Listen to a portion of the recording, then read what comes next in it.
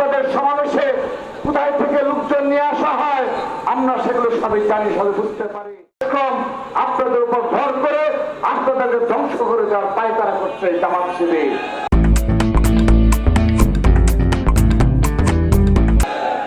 প্রিয় উপস্থিতি, আজকের এই হামলার আরেকটি বিষয়, উল্লেখযোগ্য বিষয় প্রতীয়মান হচ্ছে, এই বাংলাদেশে বিগত 15.5 বছর ছাত্রদল যে লড়াই করেছে, সংগ্রাম করেছে, বাংলাদেশের প্রতিটি জেলা, মহানগর, উপজেলা, ইউনিয়নে, ওয়ার্ডে ওয়ার্ডে ছাত্র দলের একটি শক্তিশালী সাংগঠনিক অবস্থান রয়েছে।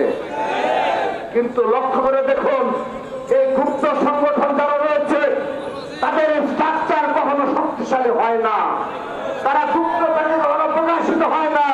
কারণ তাদের যে কার্যক্রম, সাংগঠনিক কার্যক্রম, সেই সাংগঠনিক কার্যক্রমের অধিকাংশ সময় তারা ব্যয় করে সোশ্যাল মিডিয়ায় বিরোধী পক্ষকে গালিগালাজ করার ক্ষেত্রে। সেজন্য তারা প্রকাশ্যে আসার মতো হিম্মত রাখে না, তারা প্রকাশ্যে আসার এসে আপনাদের মতো করে এই ছাত্র সমাজকে নিয়ে রাজনীতি করার সক্ষমতা রাখে না। তাদের স্ট্রাকচারই হলো শুধুমাত্র সোশ্যাল মিডিয়ায় গালিগালাজ করতে পারে, এক্সপার্ট হলেই ইসলামী নামদারি মুনাফিকের সংগঠনে তারা সদস্য হইতে পারে। প্রিয় উপস্থিতি, আমরা সেই ইসলামী নামদারি মুনাফিকদের সতর্ক করে দিচ্ছি, যদি এ ধরনের মততন্ত্র কায়েমের রাজনীতি আপনারা অব্যাহত রাখেন, আপনাদেরকে ফ্যাসিবাদ যেভাবে নির্মূল করা হয়েছে, যেভাবে স্বৈরাচারকে আমরা বিদায় করেছি, ঠিক একইভাবে রাজাকারের বাচ্চাদের এই দেশ থেকে বিদায় করবো আমরা।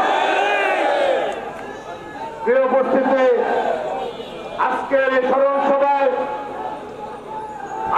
স্মরণ সভা থেকে সবাইকে আবু সাইদের আত্মত্যাগ, শহীদ ওয়াসিমের আত্মত্যাগকে হৃদয়ে ধারণ করে এই রংপুরের মাটিতে বিগত 15.5 বছর, এই রংপুর বিভাগের মাটিতে আপনারা যেভাবে 15.5 বছর পুলিশের রক্ত চক্ষুকে উপেক্ষা করে, খুনি হাসিনার দূষরদের রক্ত চক্ষুকে উপেক্ষা করে রাজপথে লড়াই করেছেন, সংগ্রাম করেছেন, আবার একটি লড়াই সংগ্রামে অবতীর্ণ হতে পারেন, সেজন্য প্রস্তুতি রাখুন। যদি আমরা নির্দেশনা প্রদান করি, এবার দ্বিগুণ শক্তিতে অতি দ্রুততম সময়ে আমরা ফলাফল নিয়ে বাড়ি ফিরবো ইনশাআল্লাহ।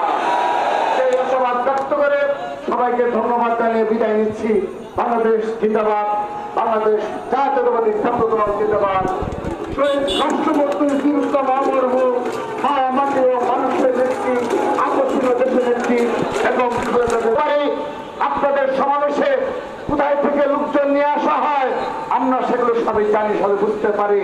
আহ্বান জানাচ্ছি, এই 71 সালের এই ঘাতক রাজাকারদের বলয় থেকে বের হয়ে আসুন।